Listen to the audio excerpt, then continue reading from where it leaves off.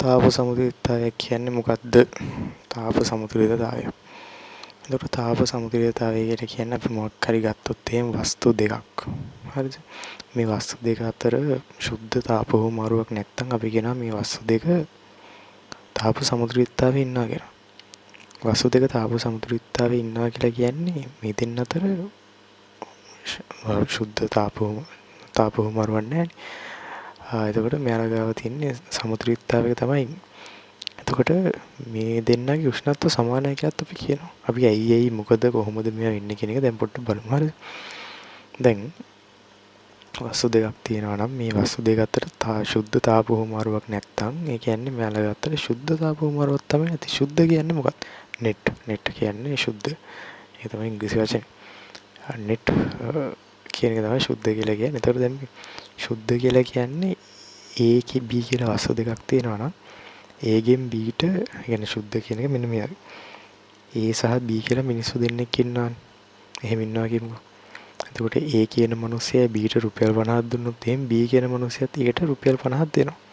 එතකොට A කියන එක්කෙනා B ට රුපියල් 50ක් දුන්නට එයාට 50ක් පාඩු වුණාට එයාට 50ක් හම්බෙලා තියෙනවා. එතකොට එයාගේ සුද්ධ වියදම බිඳුවයි. ඒ වගේ. දැන් මේ ඇවිල්ලා සුද්ධ තාප හුවමාරුවක් නැහැ කියලා කියන්නේ මෙයාලා තාපය හුවමාරු කරගන්නවා. A B කියලා වස්තු දෙකක් තියෙනවා නම් A කියන වස්තුව B ට මේ තාපය ටිකක් දෙනවා. B ඒ ගානම මෙයාට දෙනවා. හරි. ඊට පස්සේ තව ටිකකින් ආයෙ 20ක් දෙනවා. ආයෙ අරයත් 20ක් දෙනවා. ඊට පස්සේ මේ තව ටිකකින් 10ක් දෙයි. තව ටිකකින් 10 කීයක් දෙයිද කියලා අපි දන්නේ නැහැ. ඒකින්ද අපි මෙයාට කියනවා ගතික සමතුලිතතාවය කියන සමතුලිතතාවය කියන්නේ මෙයා 50ක් දෙනවනම් අරයත් 50ක් දෙනවා. ගතිකයි කියලා කියන්නේ වෙනස් වෙනවා. එක එක වෙලාවෙන් වෙලාවට වෙනස් වෙනවා. මෙයාලා කීයද වෙන් කර වෙනස් කරගන්නේ. ඒතකොට මේ ගතික සමතුලිතතාවයක මේ දෙන්න ඉන්නකොට මේ දෙන්නගේ උෂ්ණත්ව සමානයි. ඒ තමයි අපි දැනගන්න ඕනේ ඊළංකාර. අපිට නිකන් මොනවද මේ කතාව මොකක්ද අපි දැනගන්න ඕනේ කියලා ගත්තොත් එහෙම තාප සමතුලිතතාවය කියලා කියන්නේ මොකක් හරි වස්තු දෙකක් ඉන්නවා නම් ඒ දෙන්න අතර සුද්ධ තාප හුවමාරුවක් නැත්නම් අපි කියනවා මේ වස්තු දෙක තාප සමතුලිතතාවයේ ඉන්නවා. තාප සමතුලිතතාවයේ තියෙන වස්තු දෙකක් උෂ්ණත්වය සමානයි. හරි. එතකොට මේ දැන් උදාහරණ මොකද්ද මේ? ඒ දෙන්නේ උෂ්ණත්ව සමානයි.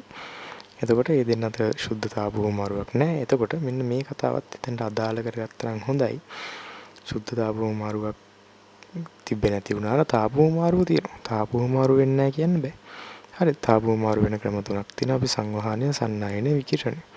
දැන් ඉතින් ඉඳන් පෘථිවියට තාපේ ඉන්නේ මොකෙන්ද? ශක්තිය ඉන්නේ මොකෙන්ද? විකිරණය. හරි. එතකොට අන්න ඒ වගේ මේ තමයි ඔක තියෙන්නේ. දැන් මෙතන මෙයාලා අතර තාප හුවමාරු වෙනවා කොහොමද කියලා අපි දන්නේ සංවහණයෙන් හරි සන්නායනෙන් හරි විකිරණයෙන් හරි.